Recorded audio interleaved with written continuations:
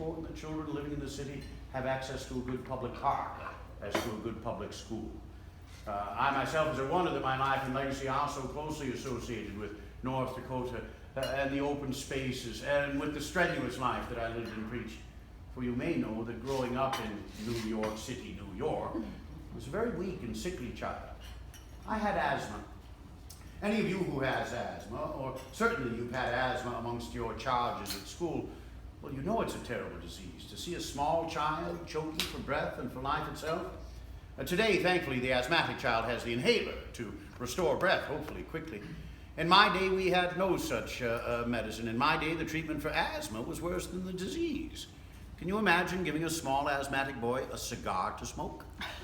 The idea was that coughing would stimulate my breathing. I was given bitter black coffee to drink, again as a stimulant, and I was given ipecac syrup to drink. Oh, I hear by the groans and grimaces of some of my colleagues, especially those with just a bit of snow atop the peak, or not much atop the peak. Well, you know ipecac syrup. I see a blank stare on some of the younger faces. Young man, ipecac syrup is something that you drink in order to see your lunch. Twice. Unpleasant memories for me to this very day. When I was a young boy of 11, still very weak and sickly, so much smaller and weaker than the children my own age, my father, Theodore Roosevelt, the man for whom I am named, and the greatest man I ever knew, he called me into his study for a heart-to-heart talk. I knew the seriousness of the subject to follow, but rather than calling me by the diminutive nickname by which I was known in the family, T.D., he said, "Theodore, you have the mind, but you have not the body. And without the aid of the body, the mind cannot go as far as it otherwise should. It is hard work and drudgery, but you must make your body." I said, "Father, I shall." And I set out to make my body with calisthenics. I lifted weights, I swam, I rowed, I worked on the parallel bars and on the rings. I even took boxing lessons in the classical manner. Lightweight runner-up to Harvard.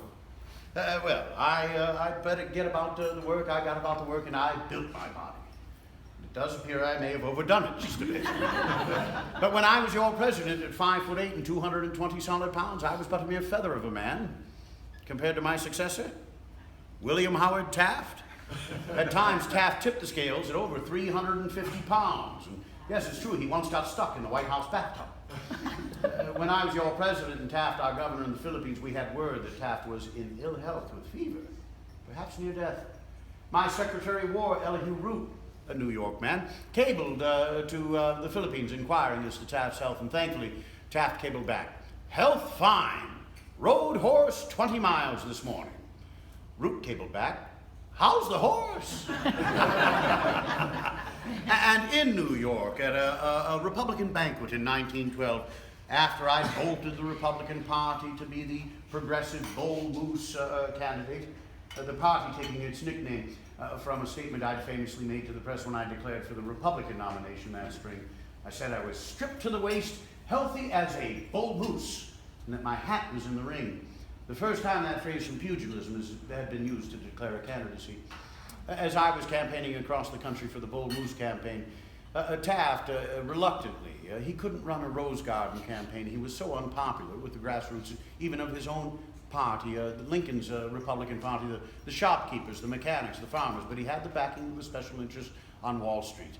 And they convinced him to go to New York City and make a speech to a fine Republican banquet. And before introducing the president, Senator Chauncey Depew, a famous New York wit, he had some fun at the president's expense.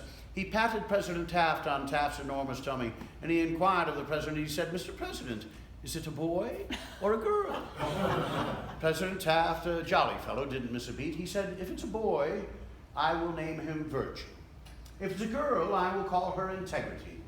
If, however, it's simply hot air and gas, I will call it Chauncey Depew."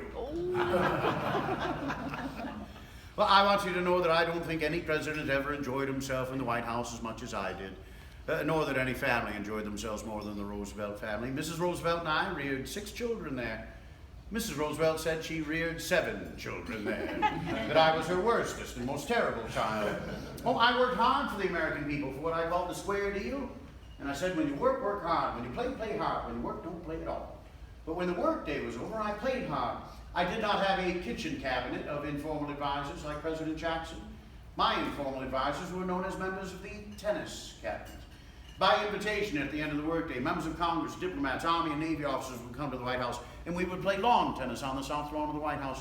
Now, I never allowed myself to be photographed in my tennis costume, believing the sport entirely too effete for American tastes.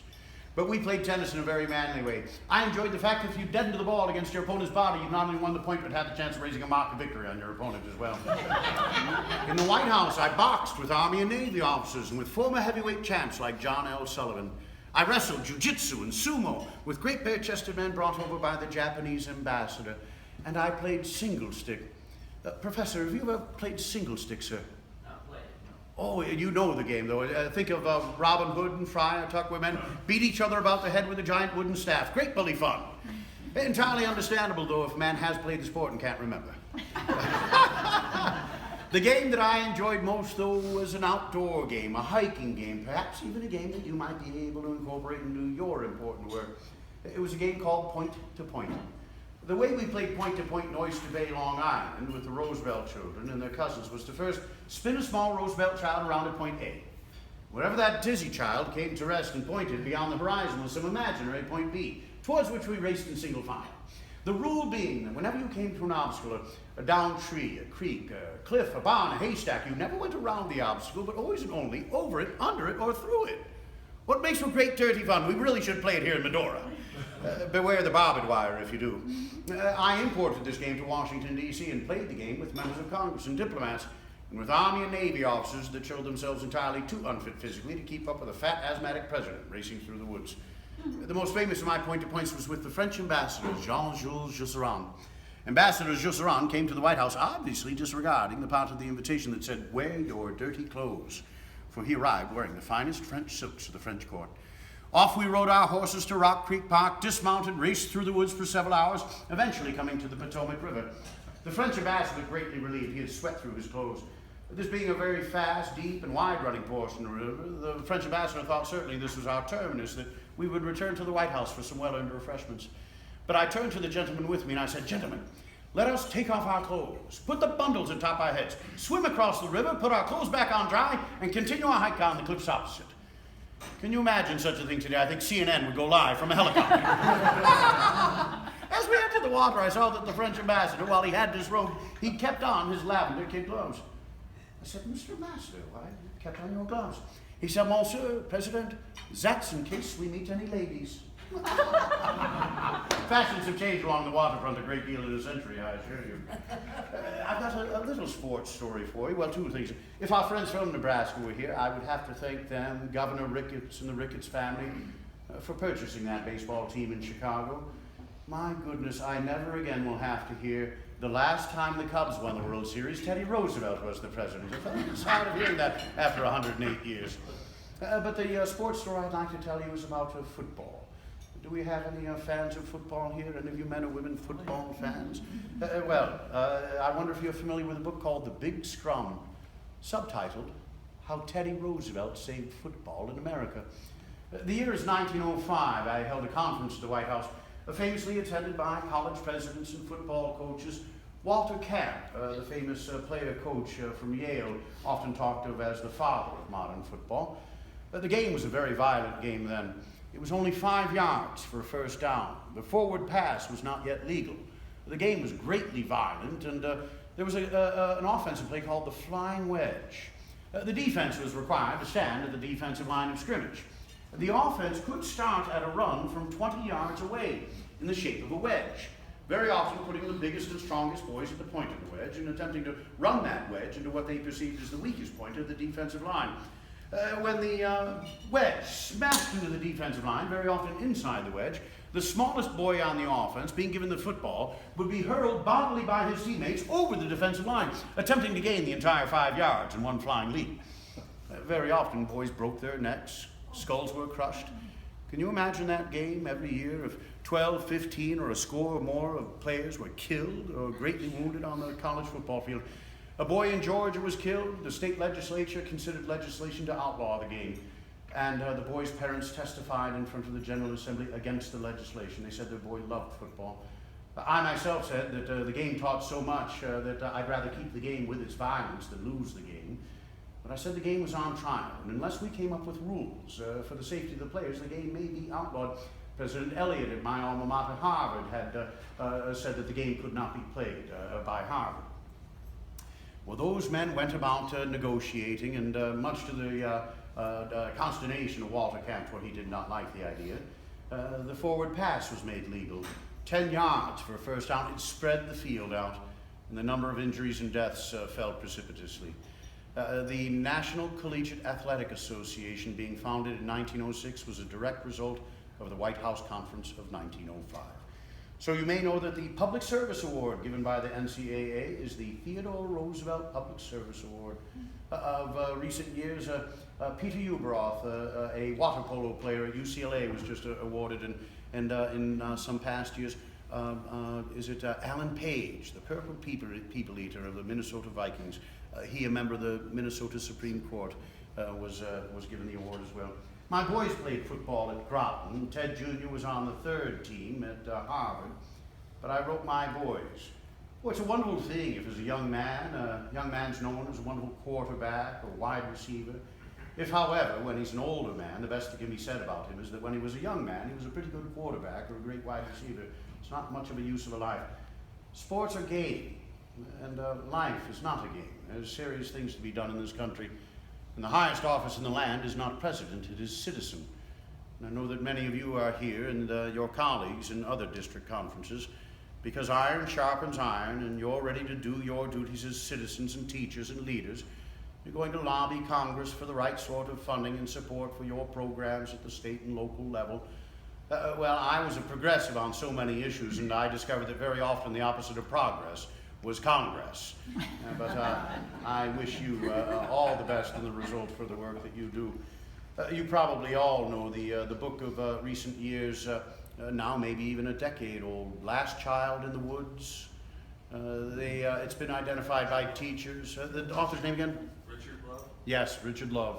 Louvre, like the Louvre out in France. Well, that San Diego newspaper man, he interviewed people like you, and everyone was unanimous. Children are suffering from a condition that they call outdoor deficit disorder. I do hope that in your curriculums you can get the children outdoors. And not necessarily in some sort of organized sport, but maybe something like point to point, which I can tell he was very disorganized, or to get those children to climb up buttes, like here in Medora, to climb trees, and yes, to fall down and scrape themselves up a little bit, because there's something that a child learns after they've scraped themselves and hurt themselves, when they rub away the pain and the dirt and they get back into the game. Well, that's what it's all about, isn't it? That's the benefit of sports and sports education, is learning that it's teamwork, and that when you get knocked down, you get back up again. Well, I wish to give you some words of encouragement as I conclude.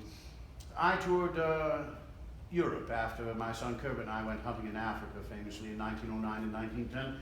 I spoke at the great universities, including in April 1910 at the Sorbonne, the University of Paris. I made a speech there, which is amongst the most famous of my utterances. You're delighted to know, and I'm sure your host, Ms. Hewer, is delighted to know, I shall not recite the speech in its entirety. But you can look up Citizenship in a Republic. It's a small portion of that speech which remains famous to this day. And I'm delighted to know that these words today are stenciled below decks on the USS Theodore Roosevelt. The Navy calls that great nuclear aircraft carrier, 5,000 souls aboard, and statistically, probably one or two of your students serving aboard that ship.